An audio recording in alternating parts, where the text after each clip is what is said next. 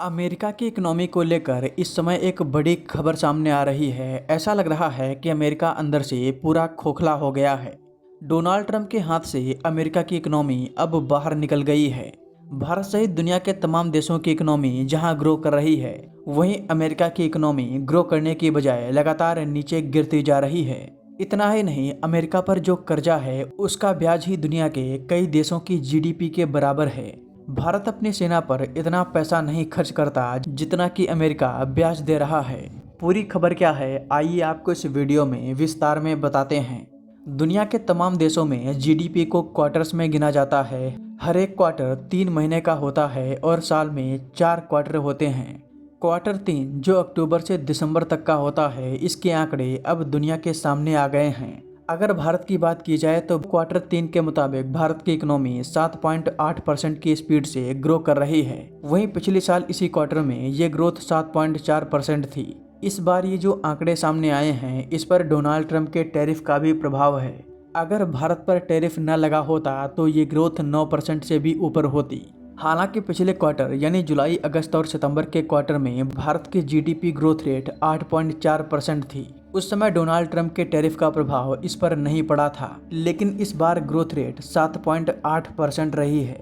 ये आंकड़े भारत के थे। अगर अमेरिका के आंकड़े आपको बताएं तो आप हैरान रह जाएंगे। अमेरिका की इकनॉमी को देखें तो ये कोलैप्स करती हुई दिखाई दे रही है। अमेरिका में दूसरे क्वार्टर की ग्रोथ रेट 4.4% थी, जो भारत से लगभग आधी थी। लेकिन इस बार यानी तीसरे क्वार्टर में ये ग्रोथ रेट गिरकर 1.4% रह गई है।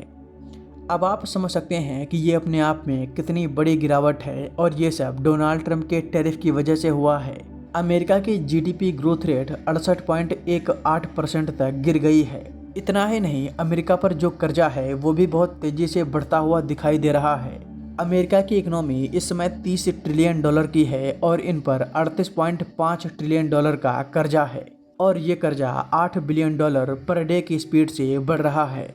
हैरानी की बात यह है कि अमेरिका हर साल $1 ट्रिलियन का सिर्फ ब्याज दे रहा है। ये अमाउंट इतना बड़ा है जिसका अंदाजा आप इस बात से लगा सकते हैं कि भारत की पूरी जीडीपी ही अभी $4 ट्रिलियन की है और अमेरिका $1 ट्रिलियन का सिर्फ ब्याज दे रहा है। अब आप खुद समझ सकते हैं कि अमेरिका पर यह संकट कितना गंभीर है। IMF लगातार अमेरिका को इसके लिए चेतावनी दे रहा है। लेकिन अब सवाल ये कि अमेरिका की आर्थिक हालत इतनी खराब है, फिर डॉलर इतना मजबूत क्यों होता जा रहा है? देखिए, डॉलर मजबूत नहीं हो रहा बल्कि वो अपने आप को रोकने की कोशिश कर रहा है। डोनाल्ड ट्रंप अपने बयानों के जरिए डॉलर को बचाते हुए दिखाई दे रहे हैं, लेकिन एक्सपर्ट्स का मानना है कि किसी भी समय डॉलर में बड़ी गिरावट आ सकती है। दोस्तों, इस पूरे मामले पर आपका क्या कहना है, हमें कमेंट बॉक्स में ज़रूर बताएं। मैं वाकई में जानना चाहता हूं कि इस मामले पर आपका क्या कहना है।